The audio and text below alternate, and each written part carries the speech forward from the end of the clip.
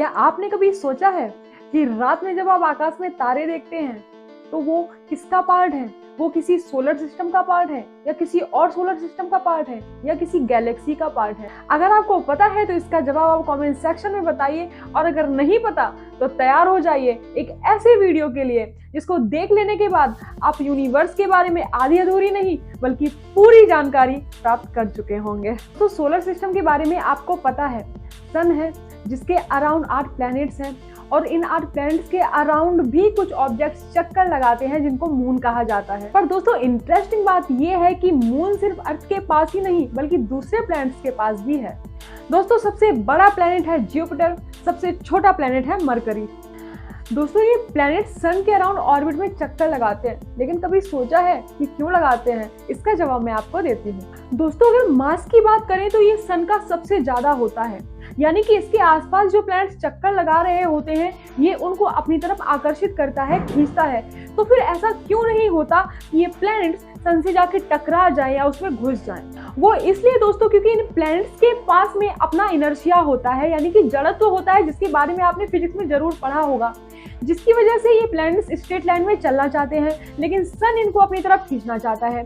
तो दोनों में से कोई भी काम नहीं हो पाते, यानी कि ना ही ये स्ट्रेट लाइन में चल पाते हैं और ना ही ये सन में जाके घुस पाते हैं। इन दोनों कामों के ना हो पाने की वजह से ही ऐसा होता है दोस्तों कि ये सन के अराउंड ऑर्बिट में घूमने लग जाते हैं। दोस्तों जैसा कि आप जानते हैं कि अर्थ को सन के अराउंड घूमने में 365 दिन लगते हैं, इसीलिए अर्थ पर 365 दिन का एक साल हुआ करता है।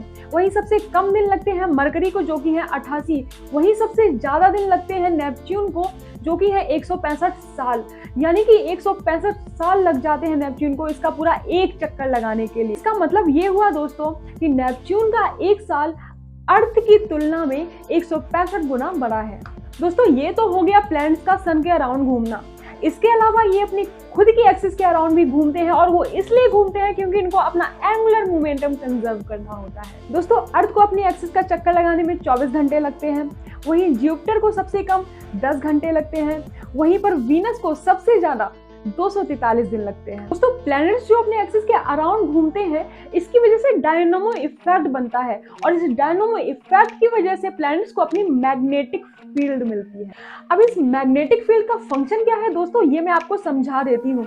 सन से जो चार्ज पार्टिकल्स अर्थ की तरफ आते हैं ये उनको रोक देती है, यानी कि डिफ्लेक्ट कर देती है, और इसके अलावा जो हार्मफुल रेडिएशंस आते हैं अर्थ की तरफ ये उनको भी डिफ्लेक्ट कर देती है। तो बेसिकली जो मैग्नेटिक फील्ड का पर्पस है वो प्रोटेक्टिव है, अर्थ को बचाना है और इन प्लैनेट्स के एनवायरनमेंट को बचाना है। तो दोस्तों अब आपको मोटा मोटा समझ में ये आ गया होगा कि सोलर सिस्टम है, सन है जिसके अराउंड ऑर्बिट में प्लैनेट्स घूम रहे हैं। वो सिर्फ सन के अराउंड ही नहीं घूम रहे बल्कि वो अपनी खुद की एक्सिस के अराउंड भी घूम रहे हैं। सन के अराउंड घूमने की वजह से साल होते हैं, इनकी अपनी एक्सिस के अराउंड घूमने की वजह से दिन और रात हुआ करते हैं। कुछ प्लैनेट्स ऐसे भी हैं जिनके खुद के भी स्टार्स होते हैं जिनको हम मून कहते हैं। तो इन्हीं सारी चीजों से मिलकर बनता है हमारा सोलर सिस्टम। दोस्तों ये तो था हमारा सोलर सिस्टम, लेकिन ऐसे ही बिलियंस और बिलियंस सोलर सिस्टम है, और यही बिलियंस सोलर सिस्टम मिलकर बनाते हैं एक गैलेक्सी, और जो हमारी गैलेक्सी है उसी का नाम हुआ करता है दोस्तों the milky way Galaxy.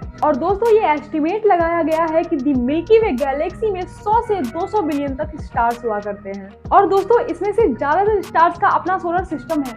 The milky way Galaxy का जो शेप है ये सर्कुलर नहीं स्पाइरल है। स्टार, डस्ट और गैसेस ये तीनों चीजें मिलकर एक गैलेक्सी बनाती हैं। और जो हमारा सोलर सिस्टम है जिसके बारे में हमने बात की, ये द मिल्की वे गैलेक्सी के सेंटर के अराउंड एक ऑर्बिट में चक्कर काटता है, और इसको एक चक्कर पूरा करने में 225 से लेकर 250 मिलियन ईयर्स लगते हैं। और हमारा ये जो सोलर सिस्टम है ये द मिल्की वे गैलेक्सी के सेंटर से 27,000 लाइट ईयर्स दूर है।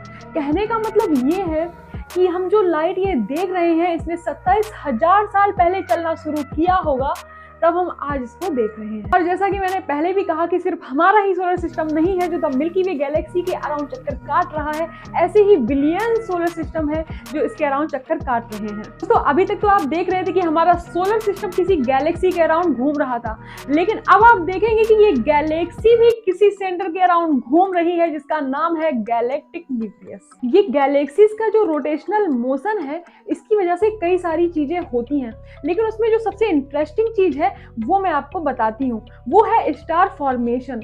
गैलेक्सीज के रोटेशन की वजह से डस्ट और गैसेस आपस में सिकुड़ते चले जाते हैं और ये कोलैप्स करके एक स्टार फॉर्मेशन कर देते हैं। और अब आते हैं हमारे क्वेश्चन पर दोस्तों कि जो रात में हम स्टार देखते हैं वो किसके पार्ट है। तो अब तो आपको पता चल ही चुका होगा कि ये हमारी द मिल्की वे गैलेक्सी के पार्ट हुआ करते हैं। इसके अलावा दूसरी भी गैलेक्सीज हैं जो हमें अपनी आंखों से देखने को मिलती हैं, जिनके नाम है एंड्रोमेडा गैलेक्सी, जिसको हम M31 के नाम से भी जानते हैं। दूसरी ट्रायंगुलर गैलेक्सी, जिसको हम M33 के नाम से भी जानते हैं। इसके अलावा सबसे बड़ी गैलेक्सी है IC 1101, सबसे छोटी गैलेक्सी है सेक 2। दोस्तों अब आ जाइए आप यूनिवर्स पर। जो कुछ भी आप सोच सकते हैं, गैलेक्सीज, स्टार, डस्ट, गैसेस, जो कुछ भी आप सोच सकते हैं वो सब कुछ यूनिवर्स है। दोस्तों ये एस्टिमेट किया गया है कि एक यूनिवर्स में 100 बिलियन से लेकर 200 बिलियन तक गैलेक्सीज हो सकती है और ये नंबर बढ़ भी सकता है। दोस्तों सोच के देखिए अपने आप में कि सोलर सिस्टम कितना बड़ा है, उसके बाद गैलेक्सीज कितनी बड़ी हैं, और वैसे ही जब बिलियंस गैलेक्सीज मिलती है तब बनता है यूनिवर्स। और अर्थ, जिस अर्थ में आप रह रहे हैं वो यूनिवर्स के अंदर कितनी छोटी। बेसिकली ये वैसी बात है कि आप समंदर में एक छोटा सा तिनका डाल दीजिए, वो तिनका आपकी अर्थ कहलाएगी और वो समुद्र यूनिवर्स कहलाएगा। तो दोस्तों मैं अक्सर सोचती हूँ कि लोग पता नहीं कैसे कह देते हैं कि सिर्फ अर्थ पर ही जीवन है। ऐसा क्यों कह देते हैं लोग? आप खुद ही सोच कर देखिए, क्या आप देख कर आए हैं कि पूरे यूनिवर्स में चल क्या रहा है? बिल्कुल भी नहीं। तो फिर आप कह कैसे सकते हैं कि जीवन जो है वो सिर्फ अर्थ पर है? बिल्कुल भी नहीं कहना चाहिए। तो फिर दोस्तों अगर आपको ये यूनिवर्स के बारे में वीडियो पसंद आया है तो आपको ये वाला भी जरूर पसंद आएगा जिसमें हमने ज्योतिर्लिंग के बारे में बात की है। तो अगर आप महादेव के भक्त हैं तो जाइए इस वीडियो को देख लीजिए। Thank you so very much.